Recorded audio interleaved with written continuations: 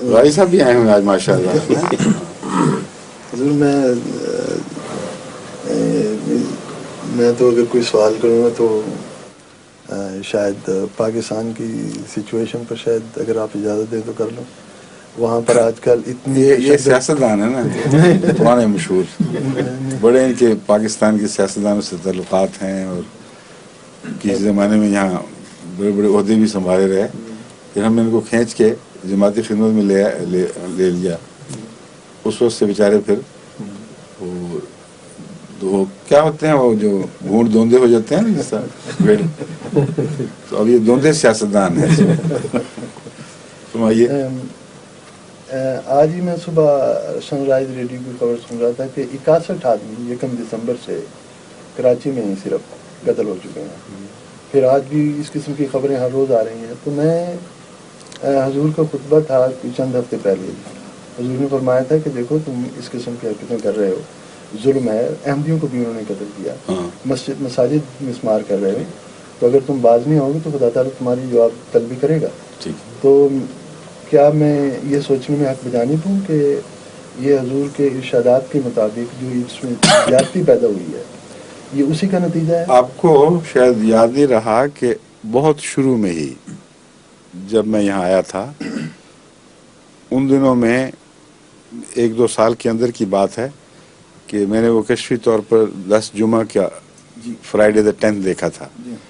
اور وہ دیکھا تھا کہ وہ یوں چمکتا ہے اور بجھتا ہے اور چمکتا ہے بجھتا ہے, جس سے اس کی تکرار کی طرف اشارہ معلوم ہوتا تھا. بار بار فرائیڈے دا 10th کو کچھ ہوگا.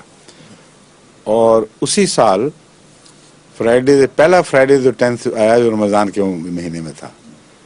اور ایک ایسا طوفان کراچی کی طرف چل پڑا جس کی 80 فٹ اونچی لہریں تھیں اور جو اتنا قریب آ گیا تھا کراچی کے کہ تمام انتظامیہ نے اعلان شروع کر دیے کہ نکلو اور بھاگو یہاں سے, کیونکہ کوئی ہمارے پاس ذریعہ نہیں ہے اس شہر کو بچانے کے لیے. اور اس کے بعد جو افراتفری پڑی ہے, کس طرح وہ پیٹرول پمپوں پہ جیم ہو گئے ساری کاروں کے ذریعے, رستے بند ہو گئے, لیکن بہت بڑی قیامت ٹوٹی. لیکن اللہ تعالیٰ نے فضل فرمایا اور وہ ایک وارننگ ہو کر وہ معاملہ رک گیا. اور پھر انہی دنوں میں اس میں طوفان اٹھا ایک صوبہ سرحد میں ایک خاص کوئی زلزلہ آیا تھا یا کیا تکلیف پہنچی تھی جو سوات وغیرہ کی طرف, ہاں اس طرف بہت شور پڑا, بہت تباہی آئی تھی. اور ایک عین جمعے کے دن وہی ہوا واقعہ, ایک جنوب کی انتہا میں ایک شمال کی انتہا میں. اس کے بعد اگلے خطبے میں نے اسی مضمون پر تفصیل سے روشنی ڈالی ہے. آپ اگر دوبارہ سنیں تو آپ حیران ہو جائیں گے. اسے میں نے کہا تھا کہ یہ اللہ تعالیٰ کی طرف سے, کیونکہ جب یہ ہو رہا تھا تو رات اس وقت ہم یہاں تہجد کے بعد یہ دعا کر رہے تھے کہ آج جمعہ ہے, اللہ تعالیٰ بچا لے قوم کو. ہم عجیب باتیں تھیں, نشان پورا کرنے کو ہونے کو بھی دل چاہتا تھا اور قوم کے بچانے کو بھی دل چاہتا تھا. ایسے تضاد میں انسان اس وقت مبتلا ہوتا ہے. اور انصاف کا اور وفا کا قوم سے تقاضا یہ ہے کہ یہ دعا ضرور کرے, خواہ اشتباہ کسی کو ہوتا پھرے. اللہ تعالیٰ کی بات تو ہے, وہ تو وہی جانتا کیسے پوری کرنی ہے. چنانچہ دوسرے دن صبح یہ خبریں آئیں اور وہ اتنا یقین تھا سب کو کہ ہمارے سارے گھر, اس میں عزیزہ نصرت نچھو جن کو ہم کہتے ہیں, بی بی امت الباسط کی بیٹی, وہ بھی ان دنوں ہمارے پاس تھی. تو وہ بھی رات جاگی رہی کہ دیکھتے ہیں اب کیا ہوتا ہے. میں کہتے دیکھو نا یہ کوئی ایسی بات نہیں ہے کہ تماشا دیکھنا ہو, استغفار کرو, دعائیں کرو. چنانچہ صبح یہ خبر آ گئی. اب اس کو کون کہہ سکتا ہے اتفاقی حادثہ ہے؟ اس کے نتیجے میں نے اگلے خطبے میں سمجھایا کہ خدا تعالیٰ کی طرف سے یہ بڑی سخت ایک وارننگ ہے, ایک انتباہ ہے. اور آئندہ اگر تم لوگوں نے باز نہیں آئے تو تمہاری تباہی شمال اور جنوب دونوں طرف سے شروع ہوگی اور دونوں طرف طوفان اٹھیں گے.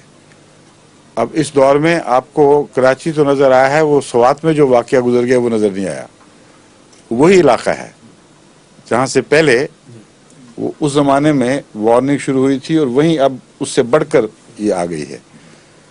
اور اس کے بعد بیچ کے خطبوں میں نے یوم تغابن کے حوالے سے جو سورہ تغابن کی آیات ہیں، آواز یہ پیغام دیا تھا کہ تم لوگوں کے ساتھ یہ ہوگا جس طرح جماعت کا کوئی آدمی جو مظلوم ہوتا ہے، گورنمنٹ اس کی مدد کو نہیں آتی، دوسرے لوگ مدد کو نہیں آتے.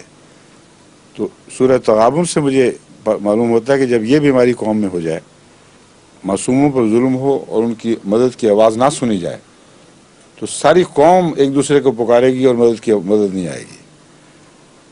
اور بین ہی یہی سرخیاں اخباروں میں لگ گئیں، بلکہ جو تکبیر تھا اخبار اس میں بھی یہی سرخیاں لگی ہوئی تھیں، پکارو کس کو پکارو، کوئی سننے کو نہیں آتا، کوئی مدد کو نہیں آ رہا.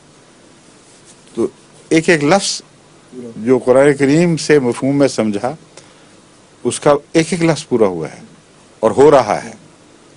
اور ابھی بھی ان کو اگر سمجھ نہ آئے تو پھر کس طرح کوئی سمجھا سکتا ہے؟ اتنا اچھا خوبصورت ملک، اتنا صلاحیتوں سے بھرا ہوا ملک ان لوگوں نے اس طرح ضائع کیا ہے کہ یعنی اس کی تقدیر پہ رونا آتا ہے. اور کیا حکومت، کیا اپوزیشن، ایک دوسرے پر الزامات، فسادات ہو رہے ہیں اسمبلیوں میں. ایسے لوگ ہیں اسمبلیوں میں جن کی آپس کی لڑائیاں، ان کی تصویریں دیکھے تو آدمی سوچ بھی نہیں سکتا کہ ایسے لوگ بھی اسمبلی میں پہنچ سکتے ہیں. لیکن ساری قوم کا آبا بگڑ گیا ہے. بنیادی وجہ وہی ملا کی ہے. ملا نے رجحانات کو بدل دیا ہے. ملا نے کہا ہے تمہیں ہر چیز کی اجازت ہے اگر تم احمدیوں کے خلاف رہو اور ان کا قتل و غارت کرو، ان کو برباد کرو، ان کی مسجدیں لوٹو، مٹاؤ، غارت کرو. تو اگر یہ کرو تو یہ اتنی ثواب کی کام ہے، اتنا ثواب کا کام ہے کہ نہ ہم تمہارے پیچھے پڑیں گے، نہ گویا خدا تمہارے پیچھے پڑے گا. مولوی تو نہیں پڑھتے، پر اللہ تو نہیں مولوی کا غلام، نعوذ باللہ من ذالک. اللہ ایسی قوم کے پیچھے پڑ جاتا ہے. بس یہ ہو رہا ہے، اور مولوی کی بربادی ہے ساری. اس کو ایک ذرہ بھی خدا اور خدا کی قدروں سے کوئی تعلق نہیں ہے. ورنہ جس قدر ظلم اور سفاکی پھیلی ہوئی ہے، جھوٹ ہے، بددیانتی ہے، ظلم ہے، غریب کے حقوق مارے جا رہے ہیں، بھوکا گلیوں میں مر رہے ہیں، اور عیش و عشرت کے مینار کھڑے ہو رہے ہیں، دوسری طرف اونچے محل بنائے جا رہے ہیں. اتنا فرق ہے کہ آپ کراچی کی جو وہ آبادیاں ہیں جہاں نہ بجلی ہے، نہ پانی کا انتظام ہے، گندے نالوں میں، خالی جگہوں میں مکان بنے ہوئے ہیں، وہاں جا کے دیکھیں جب سیلاب آتا ہے تب وہ مارے جاتے ہیں، جب خشکی آتی ہے تب وہ مارے جاتے ہیں. بے حسی ہے. مولوی کو یہ پتہ نہیں کہ رسول اللہ علیہ وسلم نے غریب پروری ہی کے بعد خدا کی وہ توجہ حاصل فرمائی، اور حضرت خدیجہ رضی اللہ تعالی عنہا نے یہی بات آپ سے عرض کی. آپ جیسا غریب پرور خدا ضائع نہیں کر سکتا. اور قرآن بھرا پڑا ہے غریب پروری سے. یہ مولوی کیا غریب پروری کر رہے ہیں؟ یہ غریب پروری کرتے ہیں کہ احمدی اگر وہاں ڈاکٹرز جگہ جگہ ایسی غریب بستیوں میں جاتے ہیں مدد کے لیے جہاں پتہ ہے کہ کوئی میڈیکل کیئر نہیں ہے. وہ ایک دن ہو گیا، 2 دن، بڑے ذوق شوق سے لوگ آتے ہیں اور کوئی تبلیغ نہیں ہو رہی ہوتی، صرف علاج کرتے ہیں، غریب کی ہمدردی کرتے ہیں. دوسرے دن ملا وہاں پہنچ جاتا ہے اور انہی لوگوں کو پھر ان کے خلاف کرتا ہے. اور اگر وہ نہیں ہوتے حیا کی وجہ سے دوسرے محلوں سے لوگ گنڈے اکٹھے کر کے لاتا ہے. تو جہاں غریب پروری ہو رہی ہے وہاں ڈاگ ان دا مینجر جو انگریزی محاورہ ہے اس میں اس کے مطابق کردار ادا کرتا ہے، اور اپنے کو ہوش ہی کوئی نہیں. کتنے لوگوں کو سچ سکھایا انہوں نے، خود جھوٹ بولتے ہیں. جتنے احمدیوں پہ مقدمے بنائے جھوٹے ہیں، پتہ ہے ان کو. بڑے بڑے مولوی بڑی بڑی داڑیاں رکھی ہوئی اور قرآن کی تعلیم اور رسول اللہ صلی اللہ علیہ وسلم کی باتیں، اور وہاں جا کر احمدیوں پر جان کر خود جھوٹے مقدمے گھڑتے ہیں اور ان کی پیروی کرتے ہیں. اس ملک کا کیا رہتا ہے باقی؟ کیا رہ سکتا ہے باقی؟ صرف یہ ہے کہ دعا ہے اللہ تعالیٰ فضل فرمائے. آخری وقت تک جس طرح آپ نے سوال نہیں کیا تھا کہ کون سا ڈاکٹر کس وقت فیصلہ کرے گا، کہ مجھے تو ابھی بھی امید ہے. اس لیے میں یہ فیصلہ نہیں کر سکتا کہ قوم گئی، اور نہ انسان کو کرنا چاہیے. حضرت نوح کے متعلق ہم پڑھتے ہیں قرآن کریم میں کہ آپ نے دعا کی تھی قوم پر یا خدا اس کو ختم کر دے، ورنہ جو بھی بچے جنیں گے وہ فاجر فاسق جنیں گے. لیکن اس کے علاوہ قرآن کریم میں آتا ہے جب اللہ تعالیٰ نے نوح کو خبر دی تھی پھر اس نے یہ دعا کی تھی. حضرت نوح کے اپنے دل کی دعا نہیں تھی وہ، جب تک اللہ تعالیٰ سے یہ اطلاع نہیں مل گئی کہ یہ اس قوم کی تقدیر لکھی جا چکی ہے، اب یہ مومن نہیں ہو سکیں گے، تب یہ دعا کی گئی. اور اس وقت یہی دعا قوم کی بہتری میں ہے. ورنہ فاسق فاجروں کے اوپر زمانے کو چھوڑنا ظلم کو لمبا کرنے والی بات ہے، دکھوں کو یہ زمانہ بڑھا دینے والی بات ہے. بس اس پہلو سے پاکستان کے متعلق تو مجھے شروع سے ہی یہ اس سے ظن ہے کہ جب اللہ تعالیٰ نے قائم فرمایا ہے تو کچھ نہ کچھ تقریر خیر اس سے وابستہ تھی، جو جب تک پوری نہ ہو اس وقت تک میں نہیں سمجھتا کہ پاکستان مٹ سکے. اس لیے دعا کرتا ہوں، اور سب کو دعا کرنی چاہیے، لیکن اس دعا کا حصہ یہ ہے کہ جو بدبخت پاکستان کے پیچھے پڑا اس کے لیے بد دعا بھی کی جائے، یعنی مولا کے لیے. اب پچھلے سال سے میں نے آپ کو کھلم کھلا بتا دیا تھا کہ کافی صبر کے بعد اب میں ملک کی خاطر مجبور ہوں کہ اس بدبخت قوم پر بد دعا دی جائے جس نے جو ملک کی جڑوں میں بیٹھ گئی ہے اور اس کا زہر ساری سوسائٹی میں پھیل گیا ہے. کوئی خدا سے محبت نہیں، جو خدا کی قدروں کو پیچھے پھینکتے ہیں ان کی کوڑی کی بھی پرواہ نہیں. مسجدوں میں اعلان کرتے ہیں کہ عیسائی، یہودی، ہندو، سکھ، سب دنیا کے مذاہب سے ہمیں کوئی خطرہ نہیں، ہمارے بھائی ہیں سب، صرف مرزائیت سے ہے. اور مرزائیت سے کیا خطرہ ہے؟ وہ نمازیں پڑھتے ہیں، یہ خطرہ ہے. کلمہ پڑھتے ہیں کہ بڑا خطرناک بات، کیا ہوگا دنیا میں، فساد پھیل جائے گا. لا الہ الا اللہ محمد رسول اللہ کہتے ہیں. ان کے ہاں گھروں سے بسم اللہ لکھی ہوئی دستیاب ہوتی ہے، اور قرآن پڑھتے ہیں اور قرآن سناتے ہیں. اور اتنا خطرناک حال ہے ملک کا، ان بدبختوں کو کھلا چھوڑا ہوا ہے. جب تک ان کو نہ ہم مٹا لیں گے اس وقت تک ہم چین سے نہیں بیٹھیں گے. کوئی یہ جھوٹ، یہ فساد، یہ بدماشیاں، یہ مولوی جو بچیوں کو ذلیل کر جاتے ہیں اور جو گند اٹھا رہے، ہر روز تصویریں اخباروں میں چھپتی ہیں، یہ کیا ہے؟ تو بیچارے عمل کی کمزوریاں میں اللہ معاف کرنے والا، فکر نہ کرو، چلنے دو. یہ جو جھوٹ بول بول کے اسمبلیوں کے ممبر بناتے ہو تم لوگ، اور رشوتیں کھائی جاتی ہیں، کم سے کم الزام تو یہی لگاتے ہو، اللہ بہتر جانتا ہے. سارے قوم کے پیسے کھائے جا رہے ہیں، اربوں کو کہتے ہیں لوٹ گئے ہو، اور پھر مقدمے بناتے ہو اس یقین کے دہانی کے بعد کہ یہ سچے مقدمے ہیں، اور پھر صلح کرتے ہو اور مقدموں کو واپس لے لیتے ہو. یہ کون سی باتیں ہیں؟ وہی جو قرآن کریم میں یہود کے متعلق لکھی ہوئی تھیں کہ ان کو اول تو اجازت ہی نہیں تھی کہ ایک دوسرے کے خلاف چڑھائی کریں، آپس میں لڑیں، اور پھر قیدیوں کو فدیہ دے کر چھوڑنے کی اجازت نہیں تھی. اگر جرم ثابت ہے تو پھر اس کو سزا دو. تو ساری چیزیں جو قرآن کریم نے پرانے نقشے کھینچے ہوئے ہیں وہ لفظاً نقش پر نقش آج وہاں صادق آ رہی ہیں. یہ مولوی کو پتہ نہیں، یہ حصہ ہے اس کالے نقش کا، بلکہ وہ تحریر کرنے والے کالے نقش کا نقاش ہے. یہ اسی نے یہ سارے گند پھیلائے ہیں. اور جب تقریر کرتا ہے تو کہتا ہے اگر بحر الکاہل میں کوئی مچھلی بھی تڑپے تو ضرور مرزائی سازش ہوگی. اس قدر جاہل انسان کی بات جو قوم مان جاتی ہے، اندازہ کریں ان کا حال کیا کر دیا.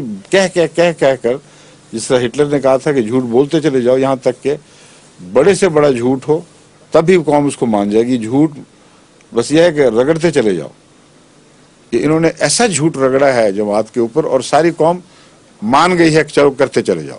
سارے اخبار اس گند کو اچھالتے ہیں، اور کسی قوم میں سے کوئی مرد رشید نہیں ہے جو کہ کیا بکواس کر رہے ہو، لغو باتیں، جھوٹی باتیں. عجیب و غریب شیعہ سنی فساد میں گورنر صاحب اعلان کر رہے ہیں. آپ سوچئے احمدیوں کی شرارت ہوگی. آپ بتائیں وہ کہاں ہیں احمدی؟ کیوں نہیں پکڑے تم نے؟ پھر معروف ہیں، جانتے ہو کہ ان کے پاس ہتھیار ہیں، کون لڑ رہے ہیں، سپاہی صحابہ والے ہیں، نظر آ رہے ہیں، ان پر تم ہاتھ نہیں ڈالتے کہ احمدی ہیں ان کے پیچھے. تو جہاں جھوٹ اس کثرت سے پھیل جائے اوپر سے نیچے تک تمام سوسائٹی کے طبقات پہ حاوی ہو جائے. اس کو بچانے کے لیے غیر معمولی دعا کی تو ضرورت ہے یا استغفار کی ضرورت ہے، مگر مایوس ہو کر ساری قوم کو پھینک دینا یہ جائز نہیں، کیونکہ میں جانتا ہوں انہی میں شریف لوگ موجود ہیں، اب بے آواز ہیں، مگر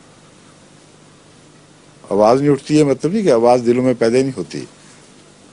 بہت کثرت سے احمدی مجھے لکھتے ہیں کہ شرفاء موجود ہیں، وقت کے اوپر ہماری مدد بھی کرتے ہیں شرفاء بعض، اور بعض دفعہ پولیس کے سامنے بھی جا کے اٹکتے لڑتے ہیں اور کہتے ہیں جھوٹ بولتے ہو تم لوگ، کوئی تمہیں حق نہیں ہے ان پر ہاتھ ڈالنے کا.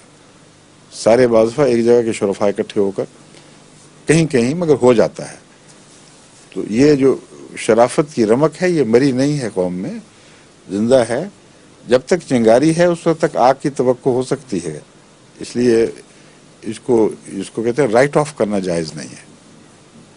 لیکن اسی ضمن میں حضور جو آپ نے بحر الکاہل کی مچھلیوں کا ذکر فرمایا، میرے خیال ہے گزشتہ ہفتے ہی صدر جمعیت وہ نورانی صاحب ہیں، ان کا بیان جنگ میں ہی چھپا تھا کہ یہ تمام فتنہ اور تشدد اور یہ جو چیزیں چل رہی ہیں ان کے پیچھے تو مرزائیوں کا ہاتھ ہے. یعنی یہ تو بات انہوں نے اب پھر وہ کر دی. نورانی صاحب تو خیر عجیب و غریب نورانی چہرہ ہیں ان کا، ماشاءاللہ. ہاں جی، ایسے غریب عجیب جھوٹ بولتے ہیں کہ آدمی حیران رہ جاتا ہے. وہ ایک دفعہ پتہ ہے آپ کو افریقہ کے دورے میں گئے تھے، سارے مشن بند کروائے، تالے لگوا دیے، اور وہ پتہ نہیں کون تالے توڑ کے وہاں گیا دوبارہ. اور قوم کچھ نہیں کہتی، کہتے پاگل ہو گئے مولانا، تمہیں ہو کیا گیا، دماغ پھر گیا ہے، جا کے دیکھو تو سی وہاں کیا واقعات ہو چکے ہیں. کوئی نہیں پوچھتا. ظہور مہدی آخر زمان